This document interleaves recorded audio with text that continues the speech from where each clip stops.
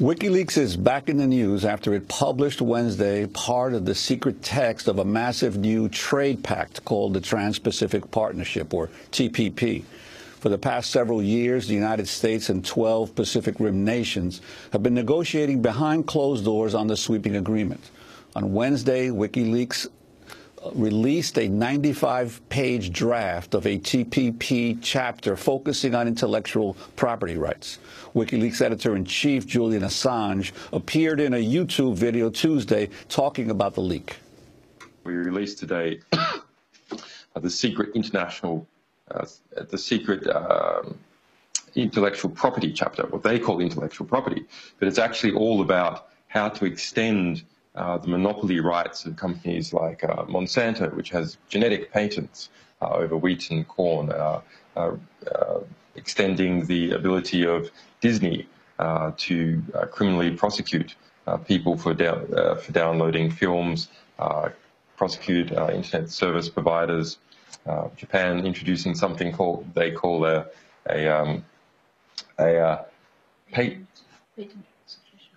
patent prosecution highway. Japan has, and so we released all their secret negotiating positions for all 12 countries. The WikiLeaks release of the text comes a week before a TPP chief negotiator summit in Salt Lake City, Utah.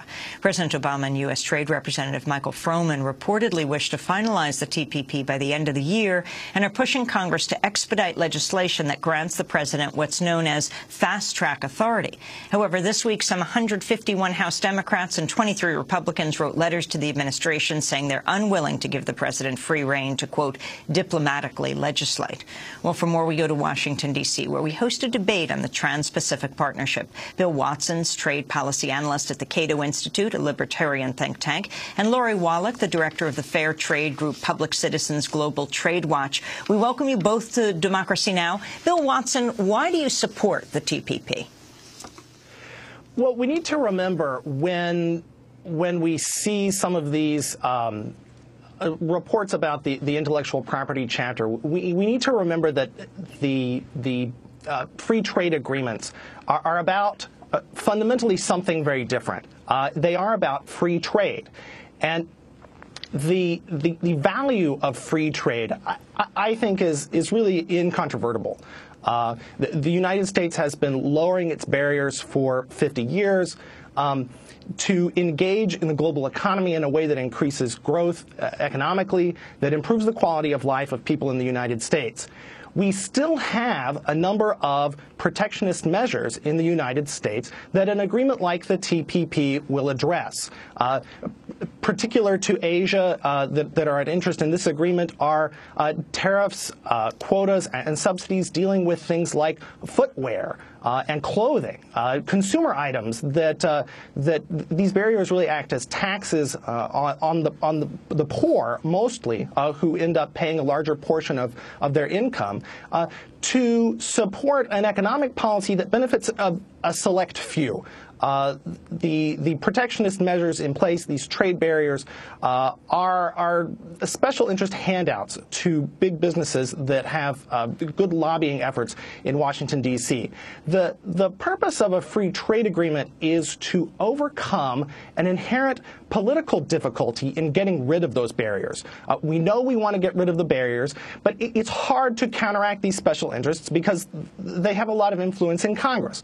So the idea of a reciprocal free trade agreement where the U.S. lowers its barriers and in exchange other countries lower theirs is a way to gain special interest support for the free trade agreement, that U.S. industries that benefit from export access abroad will lobby. They have a concentrated benefit in the agreement, and so they will counteract the special interests that are supporting the existing barriers. The end result, ideally, is open markets at home and abroad, and this is a very good outcome. The problem at this point, if you could say there's a problem. Bill Watson, if we can bring in Lori Wallach to respond to some of your comments, especially in terms of we've had lots of publicity over pharmaceuticals and the huge disparities in prices of pharmaceuticals around the globe and how this might affect under the TPP agreement. Lori? Well, free trade is a pretty theory, but as yesterday's WikiLeaks showed, the TPP has very little to do with free trade. So only 5 of the 29 chapters of the agreement even have to do with trade at all. What's in that intellectual property chapter? What the Cato Institute would call rent-seeking, governments being lobbied by special interests to set up special rules that give them monopolies to charge higher prices. What does that mean for you and me? In that agreement, we now can see the United States is pushing for longer monopoly patents for medicines that would increase the prices here. They're looking for patenting things like surgical procedures, making even higher medical costs. They're looking to patent life forms and seeds. And with respect to copyright, the U.S. positions are actually even undermining U.S. law. So for internet freedom, if you didn't like SOPA, the Stop Online Piracy Act, the domestic law that Congress, in amazing citizen activism, killed last year when it was attempted to be pushed here domestically, huge chunks of SOPA are pushed through the back door of this intellectual property chapter. Now, what the heck is that doing in a free trade agreement? I would imagine the Cato Institute is also wondering, are Adam Smith and David Ricardo, the free trade philosophers, rolling in their graves? Because that is protectionism. This is patent monopolies. This is copyright extensions. This is actually exactly what Bill just talked about, which is powerful special interests, big pharma, Disney and the other big content guys, undermining us as consumers, our access to the internet, our access to affordable medicine, and they're using their power to put that into an agreement that they've got misbranded as free trade. That's what's the real TPP. So maybe actually we agree between the consumer group, Public Citizen, and Cato that what's in TPP, whatever you think about free trade, ain't so good for most of us. This is a rare occasion where I do agree with Lori Wallach. I agree that, what's going on in the IP chapter is a special interest free-for-all, a grab bag. U.S. companies are pushing to get what they want in these agreements. And the problem really with that is that intellectual property is not a trade issue, and it shouldn't be in the agreement. Originally, adding intellectual property into the agreement was a way to bring on more political support, to be able to bring in U.S. companies to counter other U.S. companies that would oppose the agreement. At this point, I think we've gotten to where the intellectual property chapters are so expansive that what you're seeing is a domestic constituency, people concerned about copyright and patent reform, who are opposing the TPP, not because of anything having to do with trade, but just because it's going to reform U.S. copyright and patent laws. What I would say is that we need to have a renewed focus within these trade agreements to be more about free trade and less about some of these other issues like intellectual property rights. But Bill Watson, why should we even have to depend on WikiLeaks to provide information on what's in this proposed agreement? Isn't the actual just the super secrecy under which this agreement has been worked out raise questions for ordinary citizens about why all the secrecy? I'm certainly glad that WikiLeaks published this report. Personally, I like to be able to read it. It's very interesting. I wish that they would publish the rest of it to show us the rest of the draft text. I don't think that it would be, at this point, particularly harmful to the agreement to let us know something about the country's negotiating positions. But I really disagree that the TPP negotiations are especially secret. There's a lot that goes on in Congress that the public doesn't know about. When Congress writes a law, we don't know in advance what it's going to be before it gets proposed. So they're still trying to figure out what the contents of the agreement will be. They don't know yet. They're working on it. So eventually, we'll see something. We'll see it well in advance of when it becomes law, and Congress will have a chance to decide to vote yes or no on the agreement. Lori Wallach, what most surprised you about seeing the TPP agreement for the first time yesterday, the WikiLeaks leak? Well, first of all, this is extraordinarily secret. I've followed these negotiations since 1991 with NAFTA. And during NAFTA, any member of Congress could see any text. In fact, the whole agreement between negotiating rounds was put in the Capitol, accessible for them to look at. In 2001, the Bush administration published the entire free trade area of the Americas text, when it was even in an earlier stage than TPP is right now, on government websites. They've even excluded members of Congress from observing the negotiations. I mean, this is extraordinary. And so to me, what was the most horrifying, I would say, is the ways in which the U.S. negotiators are using this agreement to try and rewrite U.S. law. I mean, I find it morally repugnant and outrageous that the U.S. negotiators be pushing Big Pharma's agenda to raise medicine prices for the developing countries in the TPP. People in Vietnam, in all the developing countries that have HIV, AIDS, that have malaria, they need access to generic medicines, and this would cut it off. But they're actually doing it also to us. So to the extent theoretically they're sort of supposed to be representing our interests, it would make cancer drugs in this country more expensive, evergreening of patents, changing just a little tweaky thing, the 6-hour versus 12-hour version of a medicine, you get 20 more years of monopoly. Also undermining our internet freedom by rewriting U.S. law. There's language in there where U.S. law says there's an exception for liability for U.S. internet service providers. The U.S. is the only country in that bracket that's saying, no, we shouldn't allow that in TPP. It's backdoor diplomatic legislating. And that ties into that business with fast track. Why were, and it's now 27 Republican members, because there was a second letter that came out of Republicans, and 151 Democrats. Why were they all saying together in the last 36 hours, no fast-track trade process? We don't want to give away our constitutionally granted authority over trade policy. And a big piece of the reason is the left and the right in Congress may disagree on what the policy should be, but they actually believe that constitutionally Congress gets to write our legislation. So the notion of this backdoor legislating that we saw actually revealed in this WikiLeaks is precisely what is uniting, animating congressional outrage at the notion that after being left out of these negotiations uninformed, somehow they should volunteer to handcuff themselves so they can be thoroughly steamrollered and have even their legislating authority undermined through this so-called trade agreement that's really a backdoor coup d'etat on domestic policy Bill making. Watson, might this be another place where you and Lori Wallach agree?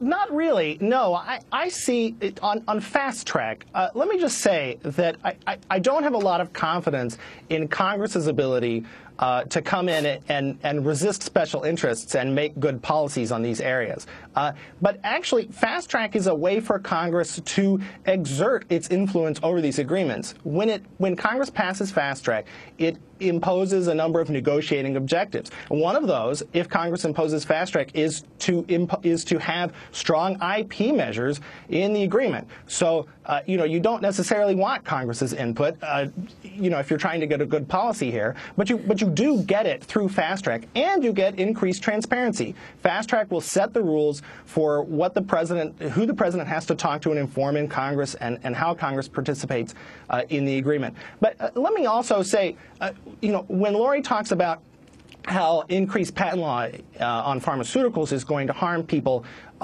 in poor countries like Vietnam, I'd like to point out also that trade barriers harm people in countries like Vietnam.